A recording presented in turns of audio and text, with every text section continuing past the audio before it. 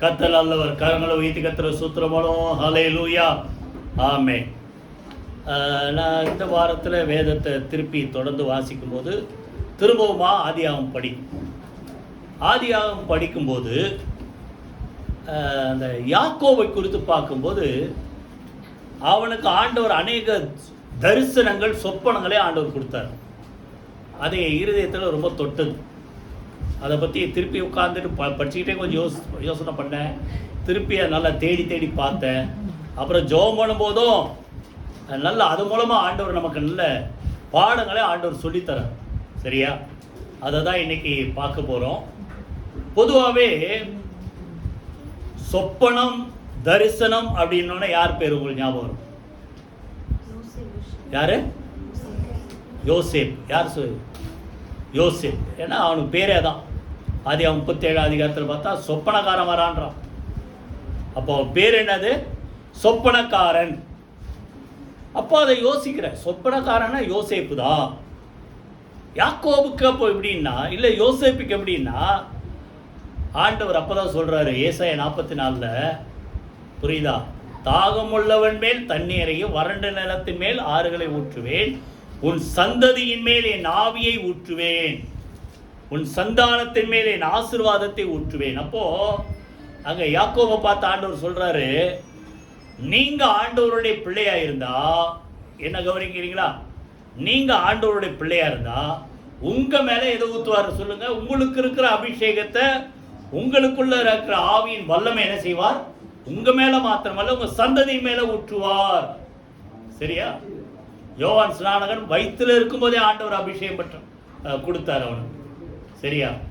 அதுக்கப்புறம் ஏசாயா 59 சொல்றார், உன்மேல் இருக்கிற என் ஆவியும் உன் வாயில் அருணில என் வார்த்தைகளும் உன்னை விட்டு விலகாது, உன் சந்ததியை விட்டு விலகாது, உன் சந்ததியின் சந்ததியை விட்டு விலகாது. அப்போ ஆண்டவர் உங்களுக்கு ஒரு வல்லமை அபிஷேகம் கொடுத்தா நீங்க ஜெபம் எடுக்கலாம். உங்க மேலே இருக்கும் சொல்லுங்க, சந்ததி மேல இருக்கும். அடுத்தது சந்ததியுடைய சந்ததி மேல கர்த்தர் அருளுவார். அப்போ இதை தான் எனக்கு ஆண்டவர் உணர்த்தினார். இப்போ யாக்கோபு அவன் அநேக சொப்பனங்கள் தரிசனங்கள் பார்த்தாதான் இன்னைக்கு நான் பார்க்க போறோம். அவனுக்குள்ள அந்த ஒரு அபிஷேகத்தை கிருபை ஆண்டவர் கொடுத்ததால அவனுக்கு பிறந்த ஒரு பிள்ளைங்க 12 பிள்ளைங்க. ஆனால் அந்த ஒரு பிள்ளைக்கு அதிகமாக ஆண்டவர் என்ன செஞ்சிருக்கிறார் சொல்லுங்க? சொப்பனக்காரன்ற அளவுக்கு யோசேப்புடைய அது தனி. நம்ம இன்னைக்கு அந்த யோசேப்பை பற்றி பார்க்க போகிறது. யாக்கோபுக்கு தேவன் கொடுத்த சொப்பனங்கள். ஏன்னா தரிசனங்கள் சொப்பனங்கள் அவசியம்தான். நான்லாம் எத்தனோ தடவை ஜெபம் மட்டும் தான் படுத்திருக்கேன்.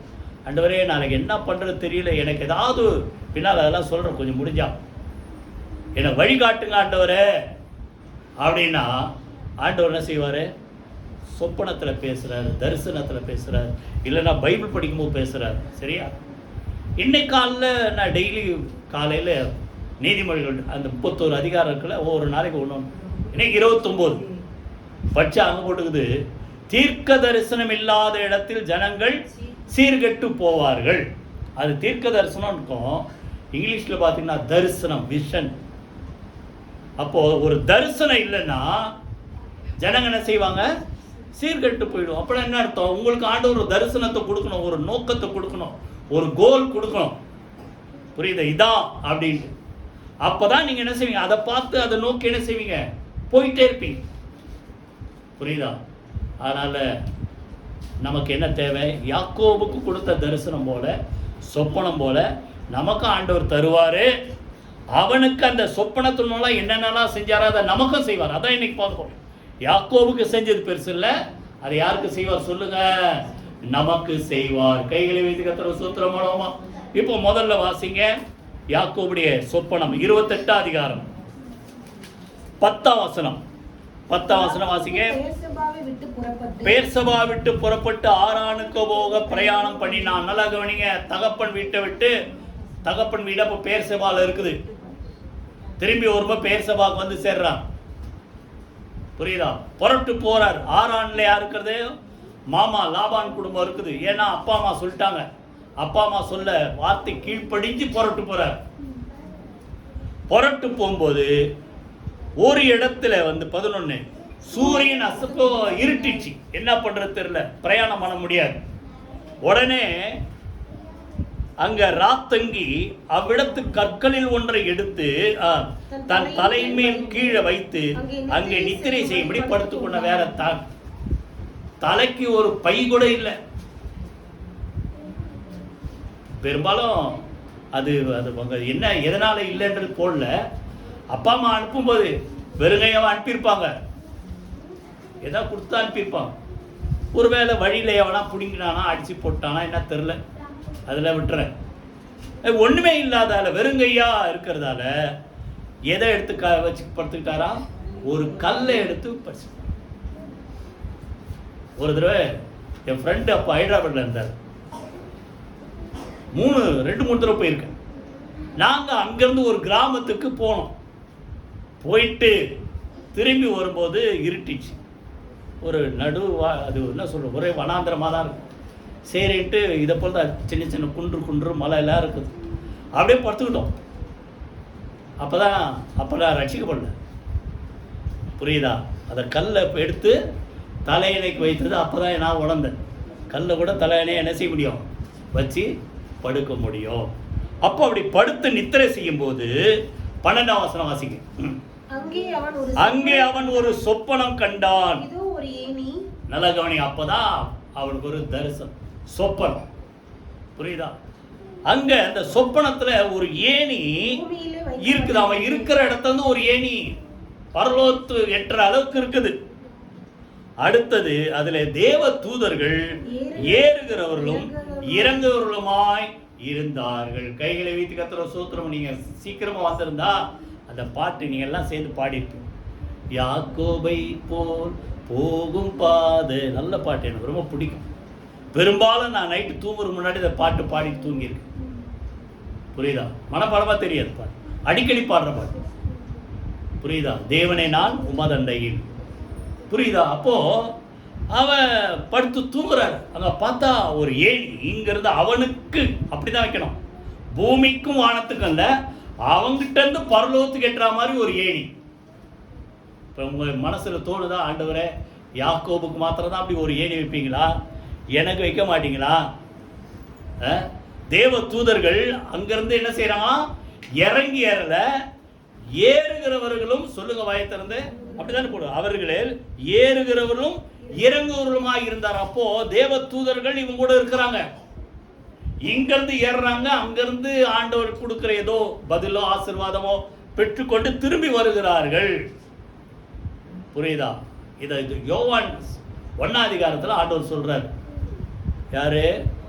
அந்த நாத்தான்வேலை பார்த்து சொல்ற, இதிலும் பெரிதானங்களை காண்பாய், இது முதல் மனுஷகுமாரிடத்திற்கு அறிந்து தேவ தூதர்கள் 1:51 தேவ தூதர்கள் ஏறுகிறவர்களும் இறங்குகிறவருமாய் இருக்கிறத நீங்கள் காண்பீர்கள். அப்ப நல்லா கவனிங்க, யாக்கோபுக்கு மாத்திரம் இல்ல, ஆண்டவர் உங்களுக்கும் அப்படிப்பட்ட தேவ தூதருடைய துணையை கர்த்தர் கொடுத்திருக்கிறார். அதை ஒரு மாசம் முன்னாடியே நம்ம பார்த்தோம், ஞாபகம் இருக்கா உங்களுக்கு? பணிவிடை செய்கிற ஆவிகளாக தேவன் ஏஞ்சல்ஸ் என்ன செய்திருக்கிறார், உங்களுக்கு கொடுத்திருக்கிறார். கைகளை வைத்து கர்த்தர் ஸ்தோத்திரம். அப்ப நல்லா கவனிங்க, யாக்கோபுடைய தரிசனத்துல ஏனிய பார்க்கிறாரு, ஏஞ்சல்ஸை பார்க்கிறாரு. இது பெருசு இல்ல, யாரை பார்க்கணும் சொல்லுங்க, யாரை பார்க்கணும்? ஆண்டவரை பார்க்கணும். நீங்க ஜோ மட்டும் தூங்குங்க, ஆண்டவரே நான் உங்களை, சொல்லுங்க வாயை திறந்து, உங்களை பார்க்கணும். அதற்கும் மேலாக அப்படின்னு அர்த்தம், ஏனிக்கு மேல, சொல்லுங்க வாயை திறந்து, மனசுல வரல இதெல்லாம், ஏனிக்கு மேல, ஏஞ்சல்ஸ்க்கு மேல ஆண்டவர் இருந்து, அதற்கு மேலாக, சொல்லுங்க வாயை திறந்து, அதற்கு மேலாக கர்த்தர் நின்று பேசுறார். நான் யாரு? உன் தகப்பனுடைய ஆபிரகாம் ஈசாக்குடைய தேவன். நீ படுத்திருக்கிற இந்த பூமியை உனக்கும் உன் சந்ததிக்கும் தருவேன் சொன்ன மாதிரியே கர்த்தர் கொடுத்தார். அப்ப நீங்க ஜோமன்னா ஆண்டவர் உங்ககிட்ட சொப்பனத்துல பேசுவார், தரிசனத்துல பேசுவார். யோவேல்ல சொல்லப்பட்ட அந்த வாக்கு தத்துவம் இன்னைக்கு ஆண்டவர் அந்த பரத்துக்கு ஏறும்போது நம்ம கொடுத்துட்டு போயிட்டார். காத்துருங்க, 50வது நாள்ல என்ன செய்வோம், அந்த ஆவியின் அபிஷேகம் எல்லார் மேல இறங்குற மாதிரி அதே போல அங்க கூடியிருந்த எல்லார் மேலும் இறங்குச்சு, புரியுதா? அப்ப நல்லா கவனிங்க, இந்த பூமியை உனக்கு தருவேன்ட்டாங்க. நல்ல வாக்கு தத்துவம் சொல்றாரு. அடுத்து சொல்றாரு, உன் சந்ததி பூமியின் தூளை போல இருக்கும், சந்ததியை பெருக செய்வேன், சந்ததிக்குள் பூமியின் வம்சங்கள் எல்லாம் சொல்லுங்க ஆசீர்வதிக்கப்படும். அப்போ அவனை குறித்து மாத்திரமல்ல, அப்ப யாக்கோபுக்கு கல்யாணமே ஆகல. ஆனா அவர் சொல்றாரு, உனக்கு உன் சந்ததிக்கு இந்த பூமியை தருவேன், உன் சந்ததி பெருத்திருக்கும், அடுத்தது உன் சந்ததிக்குள்ள பூமியில் உள்ள இருக்கிற ஜனங்கள் எல்லாம் ஆசீர்வாதம். அப்படின்னா அர்த்தம், யாக்கோபுடைய சந்ததியில வந்தவர் யூதா, யூதாவுடைய கோத்திரத்தில் வந்தவர் ஆண்டவராகிய இயேசு, அவருக்குள் நாம் ஆசீர்வதிக்கப்படுகிறோம். கையில வீட்டு கர்த்தருக்கு ஸ்தோத்திரம். அப்போ உங்க மூலமா உங்க சந்ததி மூலமா அநேக மக்கள் சொல்லுங்க ஆசீர்வாதமா இருப்பாங்க. அதான் பெருசு, புரியுதா? நம்ம ஆசீர்வதிக்கப்படுற பெருசு இல்ல, நம் மூலமா உங்க சந்ததி மூலமா சொல்லுங்க மற்றவர்கள் ஆசீர்வதிக்கப்படணும். பின்னால இன்னும் சொல்றாரு பாருங்க, நான் உன் கூட இருந்து போற இடத்திலெல்லாம், வாசிங்க, போற இடத்திலெல்லாம் உன்னை காப்பாற்றி இந்த தேசத்துக்கு திரும்பி வர பண்ணுவேன். நான் உனக்கு சொன்னதை செய்கிற வரைக்கும் உன்னை கைவிடுவதே இல்லை. கையில வீதி கர்த்தருக்கு ஸ்தோத்திரம். சொன்னவர் நிச்சயமா என்ன செய்வார் சொல்லுங்க, செய்து முடிப்போம். நீங்க ஜெபம் பண்ணா கர்த்தர் தரிசனங்களை தருவார், சொப்பனங்களை தருவார், எதிர்காலத்தை நடக்க போகிற காரியத்தை. இப்போ இந்த சொப்பனம் எதுன்னா அவனுடைய ஃபியூச்சர் பிளான், அவனுடைய எதிர்கால திட்டம். நீங்க நல்லா ஜெபம் பண்ணணும். அப்போ உங்களுக்கு ஆண்டவர் காண்பிப்பார் நீங்க எப்படி இருப்பீங்க, உங்க பிள்ளைங்க எப்படி இருப்பாங்க, உங்க சந்ததி எப்படி இருக்கும், உங்க எதிர்காலம் எப்படி இருக்கும்ன்றத கர்த்தர் கரெக்டா பிளான் போட்டு காட்டுவார். அதன்படி அப்படின்னால நீங்க நல்ல பைபிள் படிச்சீங்கன்னா தெரியும், அவர் சொன்ன மாதிரியே நடந்து, சொன்ன மாதிரியே கர்த்தர் செய்து முடித்தார். அப்போ அந்த சொப்பனத்தை முடிந்த உடனே அவன் முடிச்சு சொல்றா பாருங்க, 17 வாசிங்க. அவன் பயந்து, இந்த ஸ்தலம் வாசிங்க எவ்வளவு பயங்கரமா இருக்கிறது, இது தேவனுடைய வீடே அல்லாமல் வேறல்ல. நல்லா, இது எது சொல்லுங்க, வானத்தின் வாசல். 16 சொல்றாரு, மெய்யாகவே கர்த்தர் இந்த ஸ்தலத்தில் இருக்கிறார், நான் இதை அறியாதிருந்தேன். கைகளை வைத்து கர்த்தருக்கு ஸ்தோத்திரம் பண்ணுவோமா? அப்போ இன்னைக்கு நிறைய பேருக்கு கர்த்தர் மெய்யாகவே இந்த ஸ்தலம், வாயத்தர சொல்ல மாட்டீங்களா? இந்த ஸ்தலம் சொல்லுங்கள, வாயத்தர சொல்லுங்க. இந்த ஸ்தலத்துல கர்த்தர் மெய்யாகவே இருக்கிறார், இதை நான் தெரிஞ்சா வருவீங்கல்ல கரெக்டா சீக்கிரமா இல்ல? அப்ப இது என்ன சொல்லுங்க, இது தேவனுடைய வீடே இல்லாமல் வேறல்ல. அப்போ சொல்லுங்க, கவனிங்க. அதனால தலைக்கு வச்சு இந்த கல்லு சும்மா இல்ல, அந்த கல்லை எடுத்து நிறுத்தி அதை ஒரு தூணாக்கி அதுக்கு ஒரு பேர் வைக்கிறாரு. என்ன பேர் சொல்லுங்க? நான் தூணாக நிறுத்தின இந்த கல், அது பேர் வந்து பெத்தேல்ட்டு பேர் வைக்கிறார். 22 சொல்றாரு, திரும்பி வர பண்ணுவாரானால் கர்த்தர் எனக்கு தேவனா இருப்பார். 22 நான் தூணாக நிறுத்தின இந்த கல் தேவனுக்கு வீடா. பெத்தேல் என்ன சொல்லுங்க? ஹவுஸ் ஆஃப் காட், தேவனுக்கு வீடு. புரியுதா? அப்ப நல்லா கவனிங்க. கர்த்தர் நிஜமா சொல்றேன், நீங்க ஜெபம் பண்ணா கர்த்தர் உங்க இருதயத்துல சொப்பனங்கள் மூலமாக, தரிசனங்கள் மூலமாக எதிர்கால திட்டத்தை குறித்து கர்த்தர் பேசுவார்.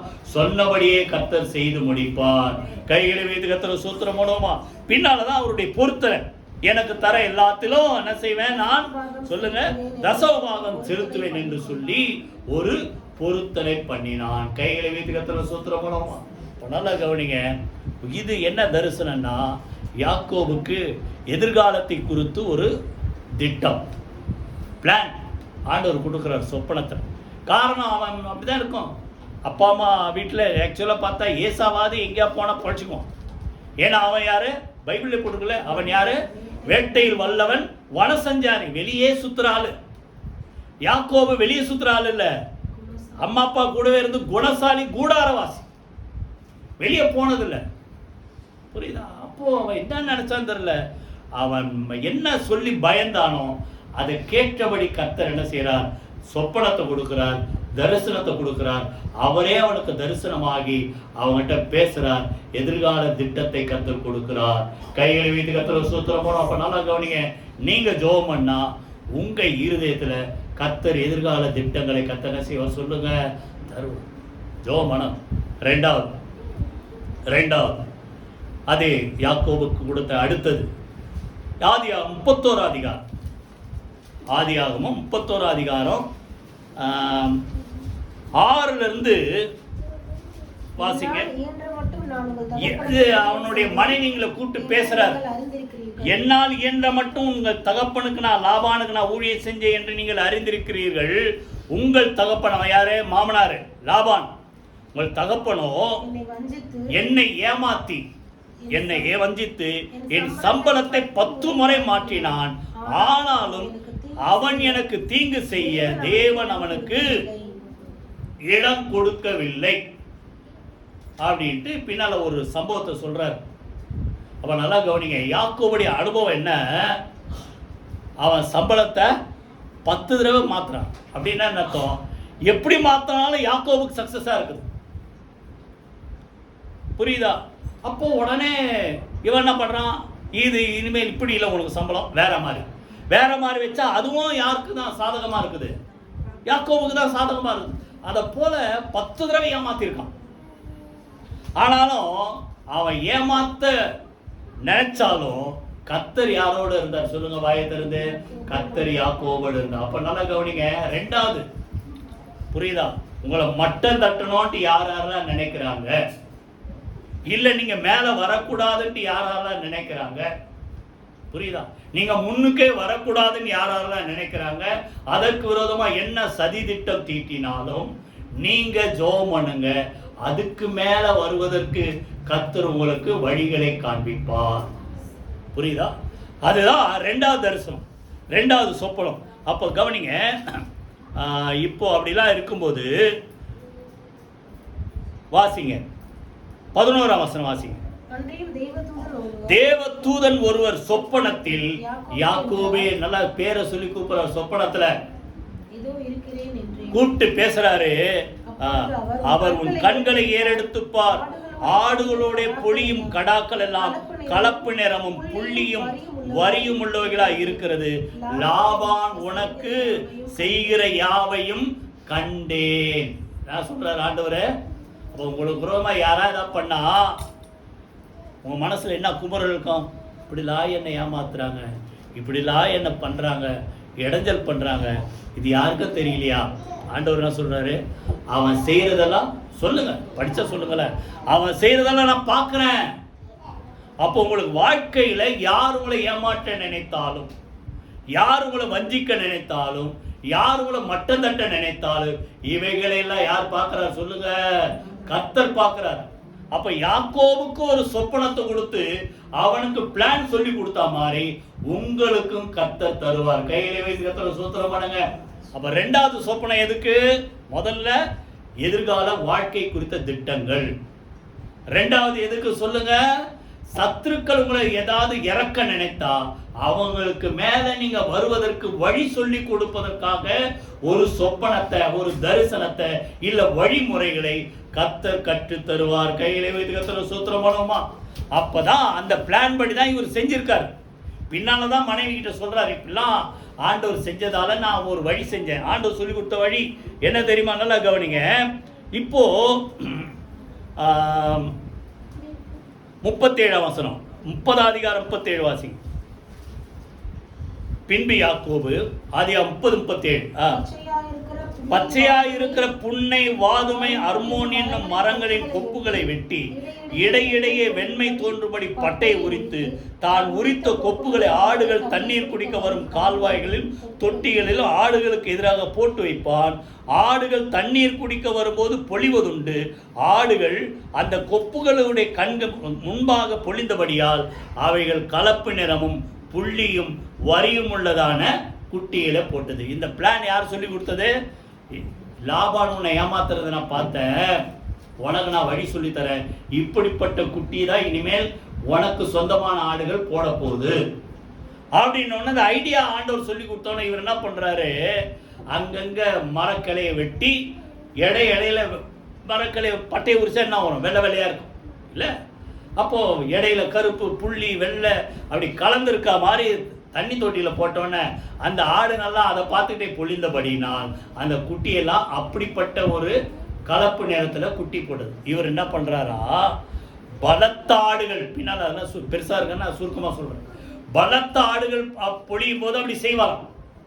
பலவீனமான ஆடுகள் பொழியும் போது ஒண்ணும் பண்ண மாட்டார். ஏன்னா எல்லாத்தையும் இவர் எடுத்துக்க முடியாதுல்ல. கொஞ்சம் நல்ல புத்தி இருந்திருக்குது அவருக்கு. பலத்த ஆடுகள் பொழியும் அப்போ லாபான் சொன்னது என்னது, இப்படி கருப்பு நேரம் கலப்பு நேரம் இருக்கிறதெல்லாம் உனக்கு அப்படின்ன உடனே ஆண்டவர் சொன்ன வழிமுறையின்படி இவர் என்ன பண்றாரு, அப்படிப்பட்ட கலர்ல ஆடுங்க வரா மாதிரி தேவன் கொடுத்த திட்டத்தின்படியா, சொப்பனத்திலே கர்த்தர் கொடுத்த திட்டத்தின்படியாக பட்டையை உரிச்சு மரக்கிளைகளை போட்டவன பலத்த ஆடுகள் முன்னால போட்டா பலத்த ஆடுகளை அப்படிப்பட்ட கலர்ல குட்டி போட்டுச்சு. பலவீனமான ஆடுகளுக்கு முன்னாடி போடாதால நார்மலா இருக்கிறதெல்லாம், பலவீனமா இருக்கிறதெல்லாம் நார்மலா இருக்கிற ஆடுகள். அப்போ பலவீனமா பின்னால முடிக்கும். பலவீனமானவைகள் யாருக்கு போயிடுச்சு, லாபானுக்கு. பலமுள்ளவைகள் யாக்கோபுக்கு சேர்ந்தது. பின்னால் அந்த வார்த்தை இருக்கும், இவ்விதமாய் 43 வாசிங்க, இவ்விதமாய் அந்த புருஷன் மிகவும் விருத்தி அடைந்து திரளான ஆடுகளும் வேலைக்காரிகளும் வேலைக்காரரும் ஒட்டகங்களும் கழுதைகளை போ. இந்த ஆடு பெருக பெருக அவனுக்கு எல்லாமே வருது. ஆடு மாத்திரம் வரல, ஆடு நிறைய வந்ததுன்னா பணம் வரும், வேலைக்காரிங்க வருவாங்க, ஒட்டகம் கழுதை எல்லாம் வருது. இவ்விதமாய் அவன் விருத்தி அடைந்த. அப்ப நல்லா கவனிங்க, 2வது தரிசனம். அவன் விருத்தி அடைவதற்கு வாயத்திர சொல்லுங்களேன், சொல்ல மாட்டீங்களே. அவன் அப்போ அவன் சொல்லுங்க, நீங்க வாயத்திர சொல்லுங்க. விருத்தி அடைவதற்கு, முன்னேறுவதற்கு கர்த்தர் உங்களுக்கு என்ன செய்வார் சொல்லுங்க, சொப்பனங்களையும் தரிசனங்களை கற்றுக் கொடுப்பார். சத்ருகளை எவ்வளவுதான் அழுத்தினாலும் அவங்களுக்கு 27 சங்கீதம் படிச்சோம். இப்பொழுது சொல்லுங்க, என் தலை என் சத்துருக்களுக்கு மேலாக உயர்த்தப்படும். வாளாக்காமல் தலையாக்குகிற ஆண்டவர். சத்துருக்களுக்கு முன்பாக ஒரு பந்தியை ஆயத்தப்படுத்தி எண்ணெயால் என்ன செய்கிறவர், அபிஷேகம் பண்ணுகிறவர். அவருடைய கண்களுக்கு முன்பாக உங்கள் பாத்திரத்தை சொல்லுங்க நிரம்பி வழிய செய்கிற ஆண்டவர். அப்ப யாக்கோபுக்கு தரிசனம் கொடுத்தா மாதிரி, சொப்பனம் கொடுத்தா மாதிரி நீங்க ஜெபம் பண்ணுங்க. உங்க வாழ்க்கையில நீங்கள் விருத்தி அடைவதற்கு, முன்னேறுவதற்கு கர்த்தர் என்ன செய்வார் சொல்லுங்க, வழியை கற்றுத்தர. நான் எத்தனையோ தடவை ஜெபம் பண்ணியிருக்கேன், வேலையில எவ்வளவு சிக்கல் வந்து, புரியுதா? ஆனா கர்த்தர் கரெக்டா அவர் சொன்ன வழியில கரெக்டா நடந்தா ஐடியா ஆண்டவர் என்ன செய்யறார் சொல்லுங்க, சொல்லி கொடுத்திருக்கிறார். கைகளை வீதி கர்த்தர் சூத்திரம் எல்லாம் சொல்ல நேரம் இல்லாதானே, புரியுதா? ஆண்டவர் சொல்றாரு ஏசாயால 48:17, நானே சொல்லிடுறேன். பிரயோஜனமானங்களை உனக்கு போதித்து நீ நடக்க வேண்டிய வழியிலே உன்னை நடத்துகிற உன் தேவனாகிய கர்த்தர் நானே. கைகளை வைத்து கர்த்தர் சோத்திரமானங்க. அப்ப நல்லா கவனிங்க, உங்களுக்கு எது ப்ராஃபிட், எது ஆதாயம், எது நல்லது, அப்படிப்பட்ட வழியை ஆண்டவர் என்ன செய்வார் சொல்லுங்க, கற்றுக் கொடுப்பார். அதற்கு ஒரு தரிசனம் சொப்பனத்தை ஆண்டவர் உங்களுக்கு என்ன செய்வார் சொல்லுங்க, தருவார். இன்னும் சொல்ல போனா அந்த வழி எங்க கிடைக்குதா, இங்க வந்தா. இப்போ ஒரு வசனம் யாரா வாசிங்க, ஏசாயா 2:3, 2 அதிகாரம் 3, டக்குன்னு எடுத்து வாசிங்க. ஏசாயா 2 அதிகாரம் 3 வசனம் வாசிங்க. ஜனங்கள் புறப்பட்டு வந்து நாம் கர்த்தருடைய பர்வதத்திற்கும் யாக்கோபுடைய தேவனுடைய ஆலயத்துக்கும் போவோம் வாருங்கள். அங்க அப்ப இங்க வந்தா கவனிங்க, வாழ்க்கையில இந்த வாரத்தை எந்தெந்த காரியத்தில் நீங்க ஃபெயிலியர் ஆகியிருந்தாலும், தோல்வி அடைந்திருந்தாலும் ஆண்டவர் ஆலயத்தை தேடி இங்க வாங்க. வந்தா அவர் தமது வழிகளை நமக்கு போதிப்பார். கைகளை வைத்து கர்த்தர் ஸ்தோத்திரம் பண்ணுங்க. என்ன வழி?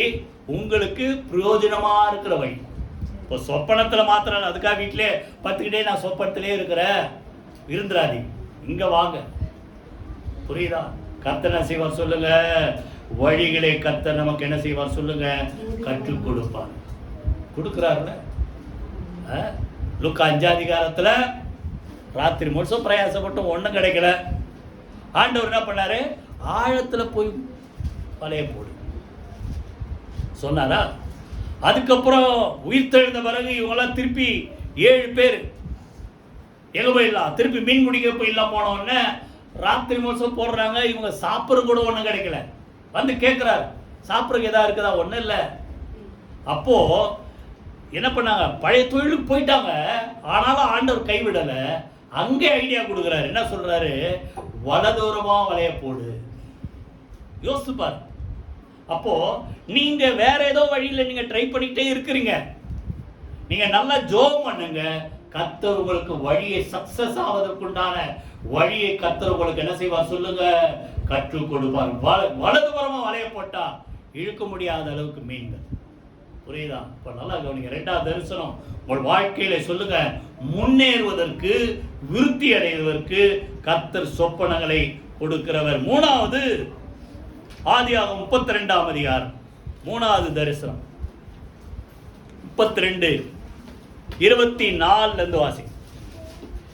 32:24. யாக்கோபு பிந்தி தனித்திருந்தான். பொழுது விடியுமளவும் அவனுடைய போராடி அவனை மேற்கொள்ளாததை கண்டு அவனுடைய தொடை சந்தை தொட்டார். அதனால் அவருடனே போராடும் போது யாக்கோபின் தொடை சந்து என்னதா சுளுக்கிச்சு. தேவன் உங்களை சந்தித்தா ஒரு மாற்றம் உண்டா இருக்குதா? நான் சொல்ல வாய் திறந்து மாற்றம் உண்டா? இப்ப இந்த சொப்பனம், இந்த தரிசனம் எதுக்கு தெரியுமா? அவன் வாழ்க்கையை மாற்றுவதற்கு. புரியுதா? அங்க அதுல நீங்க பாத்தீங்கன்னா அங்க சொப்பனம் தரிசனம் போடல. ஆனா அவன் தேவனை தரிசித்திருக்கான். அவன் என்ன செஞ்சிருக்கான்? ஜெபம் பண்ணி இருக்கான். தனித்து போய் ஜெபம் பண்றான். குடும்பத்தெல்லாம் அப்புறப்படுத்திட்டு அந்த யாக்கோபுன்ற ஆத்தை கடந்து போய் தனியா ஒரு இடத்துல உட்கார்ந்து ஜெபம் பண்றாரு. நீ யோசியால பாத்தீங்கன்னா அது இருக்கும். அவன் என்ன செய்தான்? தூதனாரோட அழுது போராடி ஜெபம் பண்ணி மேற்கொண்டான். புரியுதா? அப்போ தனியா போய் உட்கார்ந்து அழுது ஜெபம் பண்ணும்போது கர்த்தர் அங்க அவனோட என்ன செய்யறார்? பேசுறார். அவனுக்கு தரிசனங்களை கொடுக்கிறார். அப்பதான் அது எதற்குன்னா, நல்லா கவனிங்க, அவனுடைய வாழ்க்கையை மாற்றுவதற்கு. என்ன கேட்கிறாரு? 27 வாசிங்க. முதல்ல 26 சொல்ற, நான் போகட்டும். முதல்ல 26 போகட்டும், பொழுது விடிய போதுப்பா, விட்டுரு, நான் போனோம். அவர் என்ன சொல்ற? யாக்கோபு, நீங்க என்ன ஆசீர்வதித்தால் ஒழிய உங்களை போக விட மாட்டேன். இப்படி எத்தனை பேர் ஜெபம் பண்றீங்க?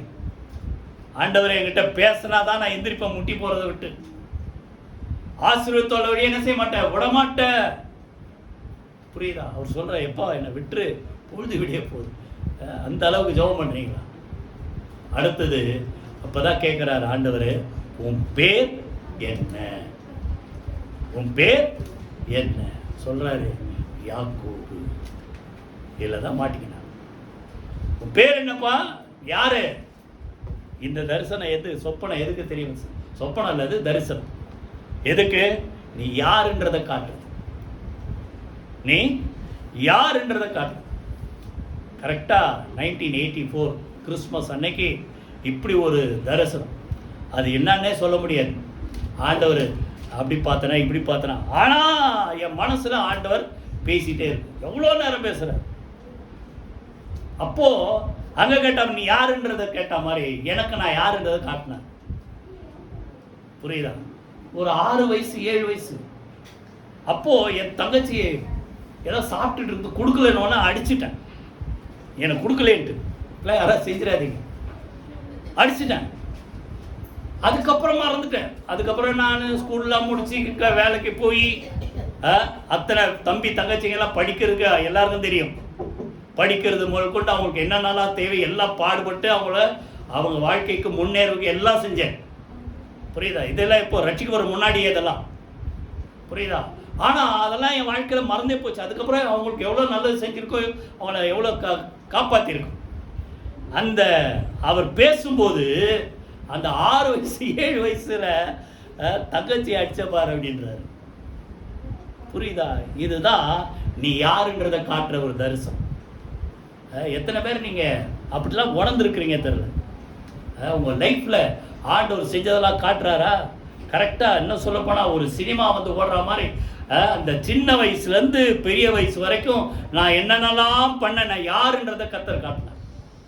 அப்பதான் ஒன்னொன்னு சொல்லி, ஐயோ இப்படி இருந்தனே, இப்படி இருந்தனே, இப்படி இருந்தனே, இப்படி இருந்தனேன்னு சொல்லி சொல்லி சொல்லி அழுது மணந்துரும்.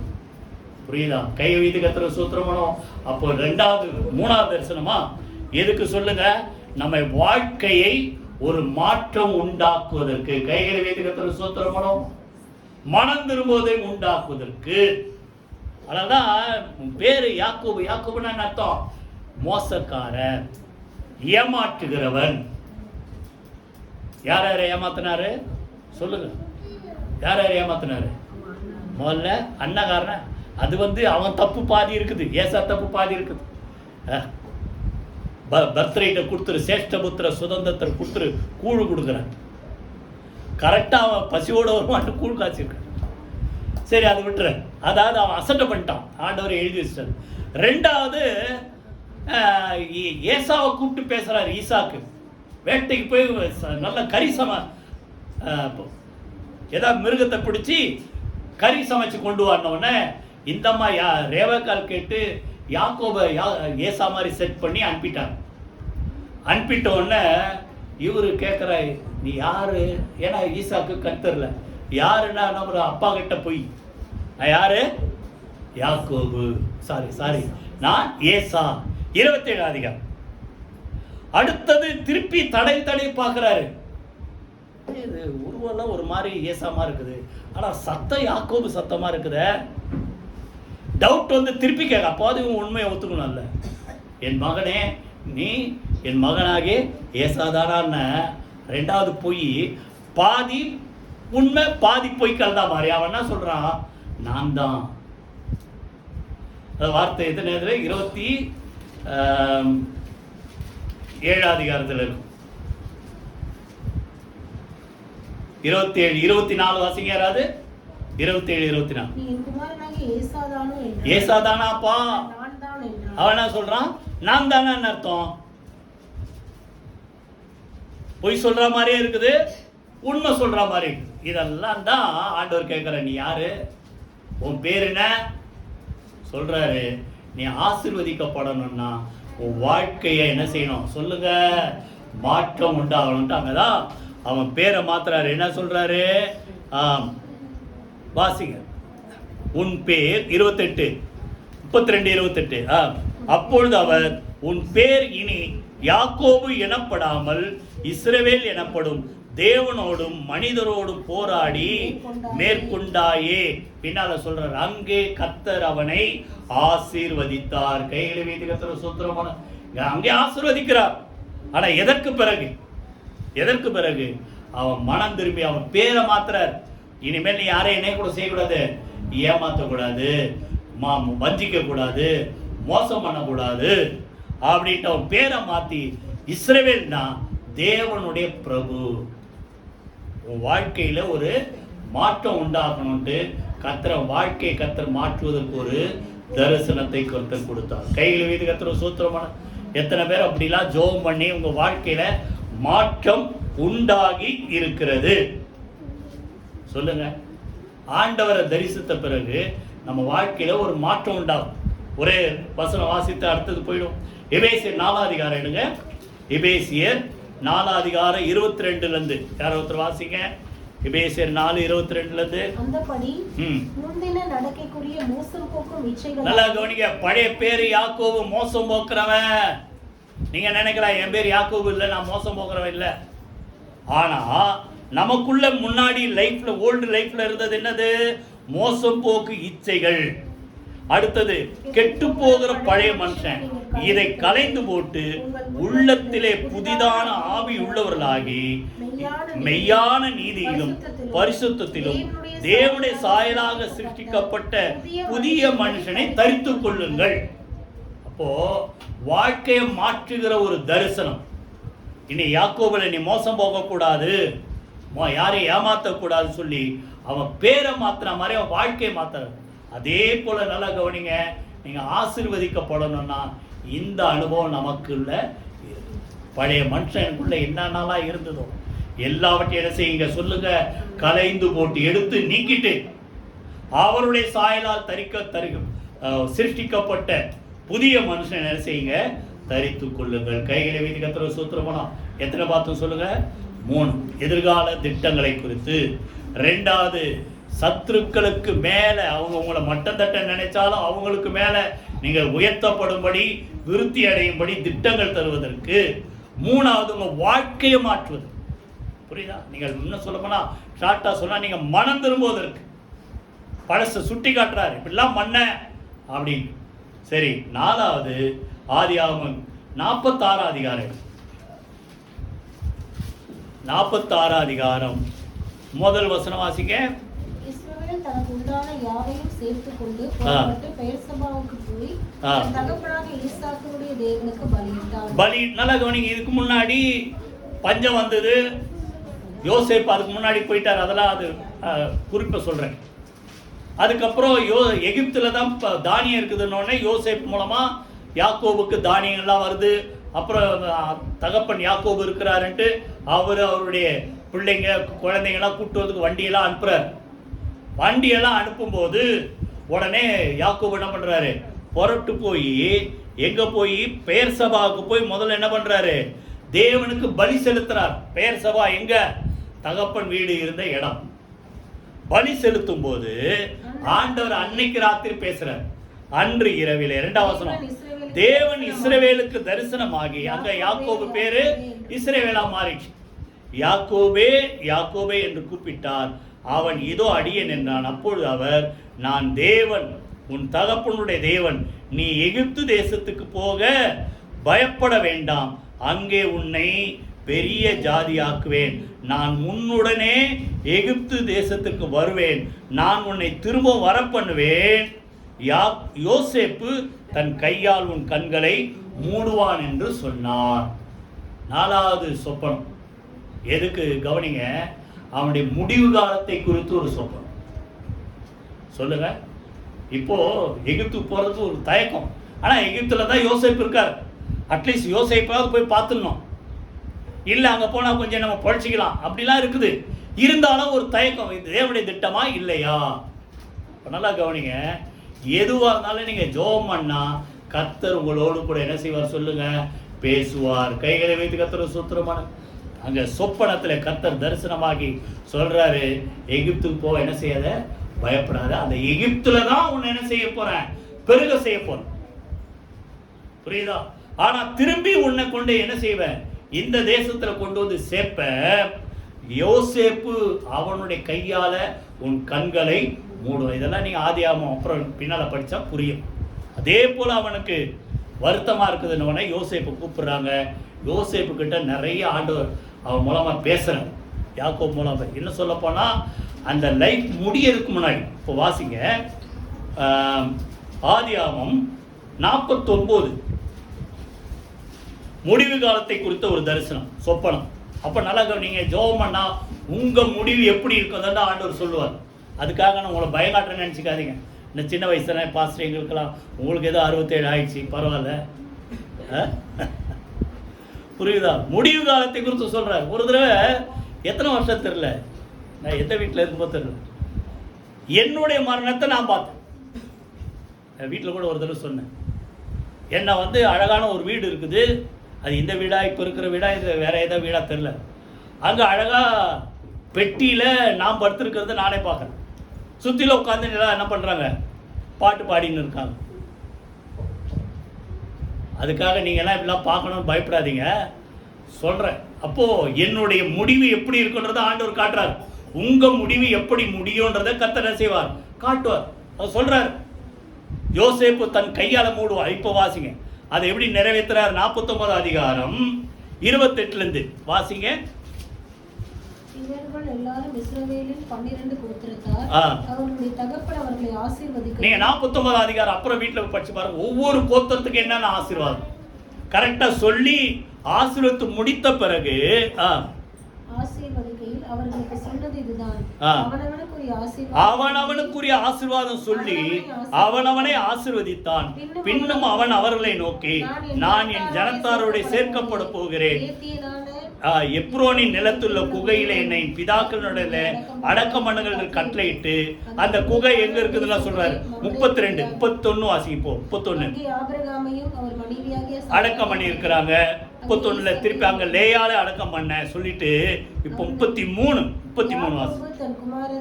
நல்லா கவனிங்க. எல்லாம் சொல்லி முடித்த பிறகு முடிவு எப்படி பாருங்க. பிள்ளைங்கள்லாம் கூப்பிடுறாரு. ஒவ்வொரு பிள்ளைக்கும் அவனுக்கு என்ன நடக்க போகுது எதிர்காலத்துல, ஒவ்வொரு கோத்திரத்துக்குரிய ஆசீர்வாதத்தை சொல்லிட்டு இப்படியெல்லாம் சொல்லி முடித்த பின்பு அவன் தன் கால்களை கட்டில் மேல் மடக்கி கொண்டு ஜீவித்து போய் தன் ஜனத்தாரோட சேர்க்க. எப்படி முடிவு பார்த்தீங்களா? 12 பிள்ளைங்களை கூப்பிட்டு 12 பிள்ளைங்களுக்கு ஃபியூச்சர்ல என்ன நடக்க போகுது, அவங்க எதிர்காலத்துல என்ன செய்ய போறாங்க, எல்லாத்தையும் சொல்லிட்டு எல்லாம் முடித்த பிறகு உட்கார்ந்து அப்படியே மூடிட்டார். எப்படிப்பட்ட முடிவு? இதை தான் சொல்றாரு அங்க, யோசேப்பு தன் கைகளால் உன் கண்களை மூடுவா, எகிப்துக்கு போக என்ன செய்யாத, பயப்படாத, அந்த ஃபியூச்சர்ல உன் ஜனங்க எப்படி இருப்பாங்கன்றது சொல்றார். அங்கதான் உன்னுடைய சந்ததி என்ன செய்வேன், பெருக பண்ணுவேன். எகிப்துக்கு போன மொத்த மக்கள் எத்தனை பேரு? ஆண்கள் மாத்திரம். யோசேப்பு குடும்பத்தை சேர்த்து மொத்தம் 70 பேர். சொல்லுங்க எத்தனை பேரு? மொத்தம் 70 பேர். 70 பேரு. இப்போ ஒரே ஒரு வசனம் வாசித்து முடிச்சிருவோம். அடுத்தது 1ஆம் அதிகாரம் யாத்ராகமம் 1:7. அப்படி இந்த பக்கத்துல பாருங்க. இஸ்ரவேல் புத்திரர் மிகுதியும் பலுகி ஏராளமாய் பெருகி பலத்திருந்தார்கள். 70 பேரா போன ஆட்கள் எவ்வளவு பேரா பெருகினாங்க. நாங்க என்ன ஆகத்துல இருக்கோம்? 6,03,550 பேர். 20 வயசுக்கு மேல இருக்கிற ஆண்கள் மாத்திரம். புரியுதா? எத்தனை லட்சம்? 70 பேர். நீங்க கணக்கு போட்டு பாருங்க. எத்தனை தலைமுறை? 100 தலைமுறை இல்ல, 4 தலைமுறை. நீங்க வம்ச வரலாறு கரெக்டா படிச்சா தெரியும். ஆரோனுடைய பிள்ளைங்க அது ஆரம்பிச்சதுல இருந்து அந்த யாத்திராம ஆரம்பிக்கும் போது எப்படி யார் இருந்தாங்கன்ற பார்த்தீங்கன்னா 4 தலைமுறை வரும். 4 தலைமுறையில 70 பேரு. எத்தனை லட்சமா பேர் இருக்காங்க சொல்லுங்க? 6 லட்சம் ஆண்கள், பெண்கள். எத்தனை லட்சம்? சொன்ன வார்த்தையின்படியே முடிவு காலத்தை நடப்பதை கர்த்தர் அவனுக்கு சொப்பனத்து மூலமா சொல்றாரு. நீ பயப்படாத, அங்க உன் சந்ததி என்ன செய்வேன் சொல்லுங்க, நான் செய்வேன் பெருக. சின்னலா கவனிங்க. ஒவ்வொரு நாளும் நீங்க ஜெபம் பண்ணா ஃபியூச்சர்ல உங்களுக்கு என்ன செய்ய போறாரு கர்த்தர் 37ஆம் சங்கீதத்துல சொல்றாரு, நீ நல்லவனை நோக்கி செம்மையானவனை பார்த்துரு, அந்த முன்னுடைய முடிவு சொல்லுங்க சமாதானம். கைகளை வைத்து கர்த்தர் சூத்திரம் போனோம். புரியுதா? சமாதானமா உன் பிதாக்களிடத்தில் நீ என்ன செய்வ, சேர்க்கப்படும். சொன்ன மாதிரியே கர்த்தர் செய்தார். அதே போல அவனை கொண்டு போய் எங்க போய் அடக்கம் பண்றாங்க? அவன் சொன்ன இடத்துல கானான் தேசத்தில் இருக்கிற மக்பேலா என்ற அந்த குகையில யாக்கோபு என்ன செய்தார்கள்? அடக்கம் பண்ணினார். கடைசியா ஒரு தரிசனம், அது யாக்கோபுக்கு இல்ல, அவனுடைய சத்ருக்கு. ஒரு வசனம் வாசிங்க. ஆதியாகமம் 31ஆம் அதிகாரம் 5வது. ஆதியாகமம் 31ஆம் அதிகாரம் 21ல இருந்து யாராவது வாசிங்க.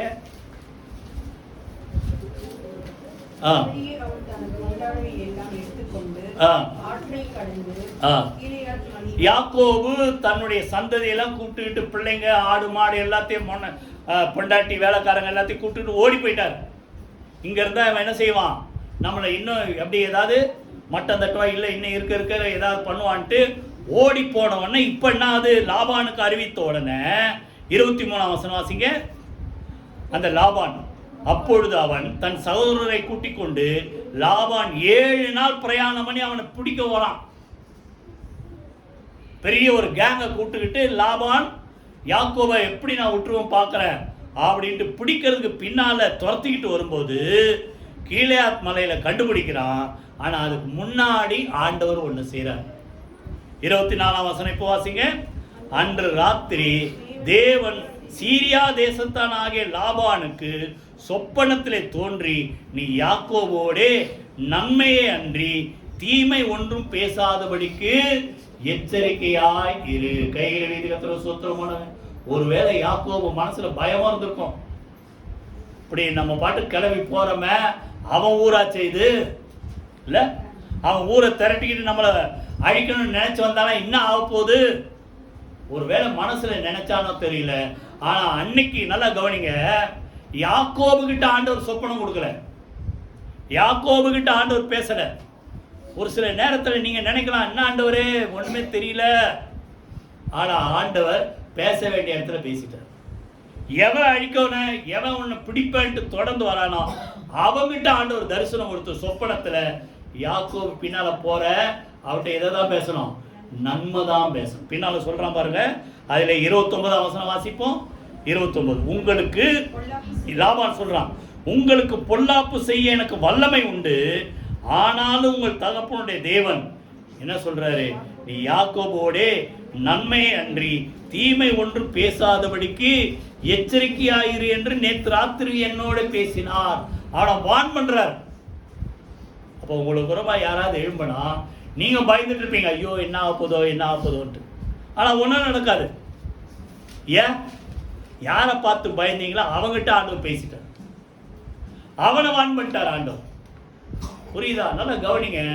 கர்த்தர் எல்லா வகையிலும் உங்களுக்கு சாதகமாகவே இருப்பார். கையில வைத்து கர்த்தர் ஸ்தோத்திரமோ. அப்போ இந்த சொப்பனை யாருக்கு? யாக்கோபுக்கு வரல, அவர் தான் பயந்து நிற்காரு. ஆனா யாருக்கு? அவனை அழிக்க நினைக்கிறவனுக்கு கர்த்தர் சொப்பனத்தை கொடுத்து அவனை எச்சரிக்கிறார், அவனுக்கு பயம் காட்டுறார். கையில வைத்து கர்த்தர் ஸ்தோத்திரம் மூலமா எல்லாரும் அப்படியே எழுந்து கர்த்தர் ஸ்தோத்திரமணி ஜோமணி முடிப்போம். ஹல்லேலூயா. உங்களுக்கு கொடுக்கிற தரிசனங்கள் உங்களோட முடிவதில்லை. உங்களுக்கு கொடுக்கிற சொப்பனங்கள் உங்கள் சந்ததிகளை கர்த்தர் செய்ய போற காரியங்களை கர்த்தர் உங்களுக்கும் காட்டுவார், சந்ததிக்கும் காட்டுவார். கைகளை வைத்து கர்த்தர் சூத்திரமானமா உன்மேல் இருக்கிற என் ஆவி உன்மேல் மாத்திரமல்ல உன் சந்ததியின் மேல, உன் சந்ததியின் சந்ததி மேல என்றென்றைக்கு இருக்கு. கைகளை வைத்து கர்த்தர் துதிப்போமா. ஒரு யாக்கோபுக்கு இருந்த அந்த சொப்பனம், தரிசனம், அந்த பழக்கம் யோசேப்புக்கு வந்தது. அதே போல ஆண்டவர் கர்த்தர் 4 சூழ்நிலையில அவனுக்கு சொப்பனம் கொடுத்தார். எதிர்கால திட்டம் என்ன தெரியலையே, தாய் தகப்பனை விட்டு போறமே, தனியா போறமேன்ட்டு இருந்த நிலைமையில கர்த்தர் கூட இருந்து அவன் ஃபியூச்சர் லைஃபை குறித்து கர்த்தர் சொப்பனம் கொடுக்கிறார். 2வது, லாபான் அவனை மட்டம் தட்டி அவனை அழிக்கணும், அவனை குறைக்கணும், அவன் முன்னேற விடாதபடி சதி பண்ணணும்னு நினைக்கும். சதி திட்டங்கள்லாம் தகர்த்து லாபானுக்கு மேல அவன் பெரியாராகத்தக்கதாக பிரயோஜனமானதை போதிக்கும்படி அவனுக்கு சொப்பனங்களை கொடுக்குற. அதே போல உங்க லைஃப்ல யார் உங்களுக்கு ரொம்ப எழும்பினால், அவங்க எப்பேற்பட்ட ஆளா இருந்தாலும் கர்த்தர் உங்கள் வாழ்க்கையில வழிமுறைகளை சொப்பனத்தின் மூலமா, தரிசனம் மூலமா, வேதத்தை வாசிக்கும் போது அதன் மூலமா கர்த்தர் வழிகளை கற்றுக் கொடுப்பார். 3வது சொல்லுங்க, நல்ல தரிசனங்களை கர்த்தர் கொடுக்கிறார். எதை குறித்து சொல்லுங்க? அவன் வாழ்க்கை மாற்றுவதற்கு நீ யாருன்றதை காட்டுறது. நல்லா இந்த அனுபவம் எல்லாருக்கும் இருக்கும். புரியுதா? நீங்க யாருன்றதை உணரணும், எப்படி இருந்துங்கன்றது உணரணும். புரியுதா? ஆனா அதற்கு பிறகு உங்கள் லைஃப்ல ஒரு சேஞ்ச் இருக்கு. எபேசியர்ல சொன்னபடி புதிதாக்கப்பட்ட புதிய மனுஷன், தேவனுடைய சாயலாய் சிருஷ்டிக்கப்பட்ட புதிய மனுஷனை நீங்கள் தரித்துக் கொள்ளுங்கள். யாக்கோபுடைய வாழ்க்கையில பேர் மாற்றினது போல இஸ்ரவேல்ட்டு பேரை மாத்துறார், அவன் பழக்க வழக்கத்தை மாத்தினது போல கர்த்தர் மாற்றத்தை உண்டாக்குவார். 4வது சொல்லுங்க, அவனுடைய முடிவு எப்படி இருக்கும் கர்த்தர் காண்பிப்பார். எல்லாத்துக்கும் மேல அவன் பயப்படும் போது அவனை பயங்காட்டின சத்ருவுக்கு கர்த்தர் சொப்பனத்தை குறித்து அவனை எச்சரித்தார். கைகளை வைத்து கர்த்தரை துதிப்போமா. ஆண்டவர் அப்படியாக தேவன் நமக்கு இன்றைக்கும் நம்மோடு கூட பேசுகிற ஆண்டவர். தரிசனங்கள் மூலமாக, சொப்பனங்கள் மூலமாக, வேத வார்த்தைகளை வாசிக்கிற வேலையில, ஜெபிக்கிற வேலையில கர்த்தர் உங்களுக்கு அநேக காரியங்களை வெளிப்படுத்துவார். தொடர்ந்து கர்த்தர் அப்படியே செய்வாராக. ஆண்டவரே, உம்முடைய வார்த்தையின்படி யாக்கோபுக்கு ஒரு தரிசனங்களை, சொப்பனங்களை கொடுத்தது போல அவன் சந்ததியில வந்த யோசேப்புக்கு கொடுக்கிறது போல தேவ பிள்ளைகள் ஒவ்வொருவரையும் வழியிலே கர்த்தர் கற்றுத் தருவீராக. வேதத்தை வாசிக்கும் போது, ஜெபிக்கும் போது, தூங்கும் போது கர்த்தர் இடைப்பட்டு அவருடைய வாழ்க்கையிலே நடக்க போகிற காரியங்கள், அவர்கள் முன்னேறுவதற்குண்டான வழிகளை கர்த்தர் கற்றுக் கொடுப்பீராக, ஆசீர்வதிப்பீராக.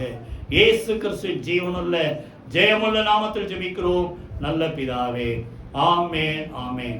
நம்முடைய கர்த்தராகிய இயேசு கிறிஸ்துவின் கிருபை, பிதாவாகிய தேவனுடைய அன்பும் பரிசுத்த ஆவியானவருடைய அந்யோன்ய ஐக்கியம் நம் அனைவரோடு சகல பரிசுத்த அனைவரோடும் ஆண்டவராகிய இயேசு கிறிஸ்து வர்க்கமட்டு இருப்பதாக. ஆமென். ஆத்மாவே கர்த்தரை ஸ்தோத்திரி, என் ஆத்மாவே கர்த்தரை ஸ்தோத்திரி, அவர் செய்த சகல உபகாரங்களை மறவாதே. ஆமென், ஆமென். God bless you.